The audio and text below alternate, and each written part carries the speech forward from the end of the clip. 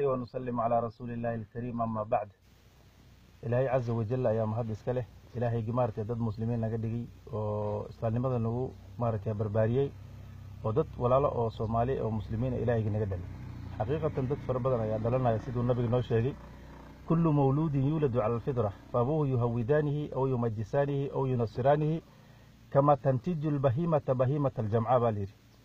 روح والبو دشا لكن marka dambe wuxuu raacaa waalidiintiis haday waalidiintiis nasaaro yihiin ama kristaan yihiin kristaan uu noqonaa haday yahuud yihiin yahuud buu noqonayaa haday majuusi yihiin majuusi noqonayaa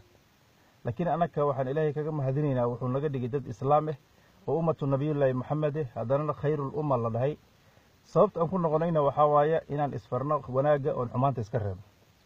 anaka hadii aan nahay Soomaali islaamnimada iyo diintii waxa naga weyn qabyaalada markaan is dooranayna markaan wax sameynayna marka arrimo aan wadno oo idil waxay ku xiran yihiin diinta in maaragtay aan la fiirinin in ruuxu tacliintiisa illa ay dhacda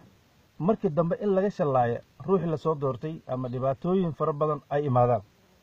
markaan dadka muslimiinta ah waqti walba waxaan leenahay in ay u jeclaadaan ruuxu ilaahay dartiis iyo aqoontiisa iyo wax qabadkiisa in ay dadka muslimiinta ay isjeclaadaan oo qabyaalada iyo waxyaabaha faraha badan oo qurunka ah oo faa'iidada aan lahayn laga taga ilaahay azza wa jalla wuxuu jeclaanayaa markaan asaga jeclaana ilaahay waa midka wax walba awoodiisa ku sameeya cirka awoodiisa ku abuuray dhulka bini'aadanka wax walba buuraha badaha waxaanu idil sameeyay waxaanay tay on arkahayno dhan oo makhluuqaad ah waxay ku jiraan taxta qabdati ilaahi wax leeyahay ilaahay qabdadiisa qabashada ilaahay bay ku jiraan ilaahay sidoo rabo ku yeelaa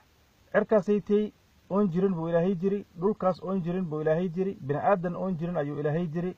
waxa la yiraahdaa waa qadiimun bil ibtidaa'i waa horeey meel uu ka bilaabanayna ma jirto waxyaabuhu ilaahay sameeyana waxa ugu weyn carshiga arshur rahmaanka ayaa ugu weyn carshigaasaytay meeshuu ka bilaabanayo ilaa in meeshuu ka dhamaanayo hal malag oo garan kara ma jirto niman la yiraahdo xamalatul arsh ayaa jirta laakiin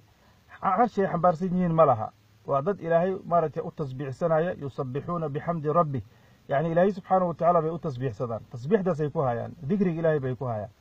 لكن إلهي سبحانه وتعالى مركو كهلا عرشيغاس إلهي سبحانه وتعالى خلق هذه العرش إظهارا لقدرته فقط لا مكانا لذاته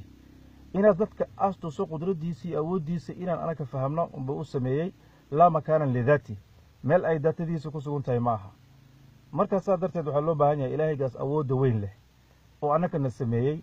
waa dunyada lagu dhaxaaya oo habeenkii soo kicinaya oo maalintii soo kicinaya oo maartayna irzaaqa maalintu jeenanka naga goostana ilaahay subxaanahu wa ta'ala cidna siin karta jeenanka ay jirin inaan wax walba dartiis u sameeyo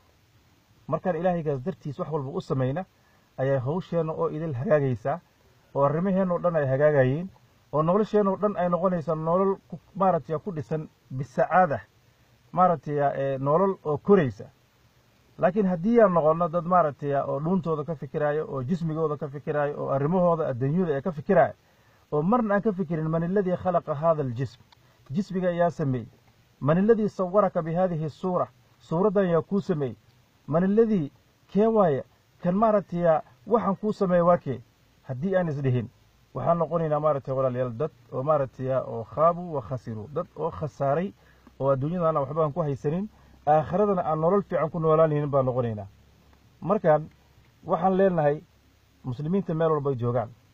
Soomaalida khaasatan dadka luqada fahmaya waxaan leenahay waa inay fahmaan Ilaahay subxaanahu wa ta'ala oo iska dhaafaan waxyaabahan kale oo idil oo qaataan Ilaahay awaamirtiisa oo maartay hadii ay noqdaan maartay meel inay maartay hogaamiyaan ama arrimo ay qabtaan ay noqdaan ay ruuxu ay maartay ay fiiriyaan aqoontiisa iyo maartay iyo diintiisa iyo maartay cadaaladnimadiisa iyo waxyaabahaas